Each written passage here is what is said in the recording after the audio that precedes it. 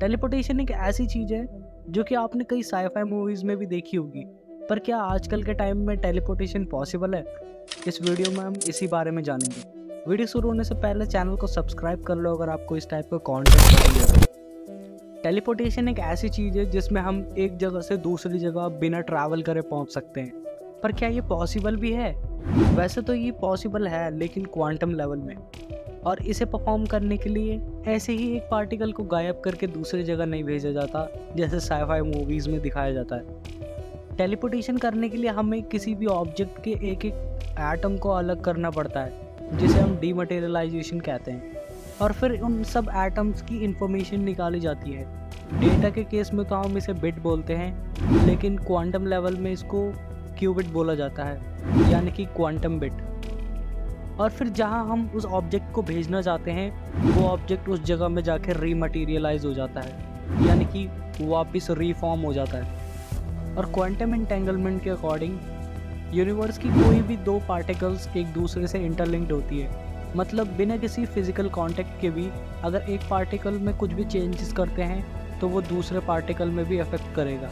Example के तौर पर अगर एक पार्टिकल अपवर्ड स्पिन कर रहा है तो दूसरा पार्टिकल उसका ऑपोजिट मोशन दिखाएगा, जो कि है डाउनवर्ड स्पिन। और इसी प्रिंसिपल के आधार पर क्वांटम टेलीपोर्टेशन वर्क करता है। और साइंस की दुनिया में ऐसे कई एक्सपेरिमेंट्स हुए हैं जहां रियल में फोटोन्स को टेलीपोर्ट किया गया है और कई फोटोन्स को अलग अलग डिस्टेंस तक टेलीपोर्ट किया गया है। लेकिन एक एक्सपेरिमेंट ऐसा भी हुआ जिसमें चाइनीज साइंटिस्टों ने एक फोटोन को गोबी डेजर्ट से 500 किलोमीटर ऊपर एक सैटेलाइट में टेलीपोर्ट किया, और ये टेलीपोर्टेशन की हिस्ट्री की सबसे बड़ी अचीवमेंट्स में से एक है। चलो, ये तो बात हो गई कि क्वांटम लेवल में हम टेलीपोर्टेशन आराम से कर सकते हैं, पर क्या हम एक ह्यूमन जैसे मल्टी सेलुलर बीइंग को टेलीपोर्ट कर सकते हैं? एक चीज़ मैं तुम्हें क्लियर कर दूं कि अभी तो ये चीज़ पॉसिबल नहीं है, क्योंकि अगर आपने पहले ध्यान दिया हो तो मैंने कहा था कि टेलीपोर्टेशन करने के लिए पहले उस ऑब्जेक्ट के एक एक एटम को अलग किया जाता है और उसकी इन्फॉर्मेशन को टेलीपोर्ट किया जाता है। और पता है इतने सारे सेल्स का कितना बड़ा इन्फॉर्मेशन होगा? जो वर्ल्ड का सबसे बड़ा डेटा स्टोरेज फैसिलिटी है उससे भी 40,000 टाइम्स ज़्यादा इन्फॉर्मेशन हमारी पूरी बॉडी सेल्स में होता है। और एक सेल में 1.5 GB जेनेटिक कोड होता है, और अगर हम पूरे कंबाइन बॉडी की इन्फॉर्मेशन की बात करें तो वो है 60 ज़ेटाबाइट स्टोरेज के बराबर, यानी कि 60,000 billion GBs. Can you imagine 60,000 billion GBs? और उसी की दूसरी तरफ जो आयरन माउंटेन डाटा सेंटर है, जो कि वर्ल्ड का सबसे बड़ा डाटा स्टोरेज फैसिलिटी है, उसमें ओनली 1.5 बिलियन जीबीज ही स्टोर कर सकते हैं। तो पूरे बॉडी के इन्फॉर्मेशन को टेलीपोर्ट करना अभी के टाइम पर तो बिल्कुल ही इम्पॉसिबल है।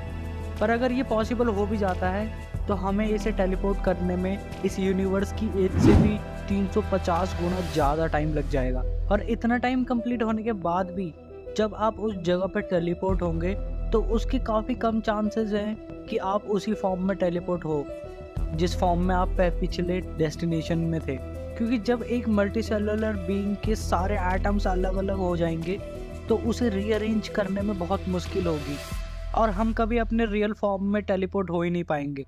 तो इस वीडियो से आप क्या सीखे कमेंट करके ज़रूर बताना। वीडियो अच्छी लगी हो तो लाइक करना, चैनल पर नए हो तो सब्सक्राइब करना। मैं मिलूंगा आपसे अगले वीडियो में। Till then take care and good bye.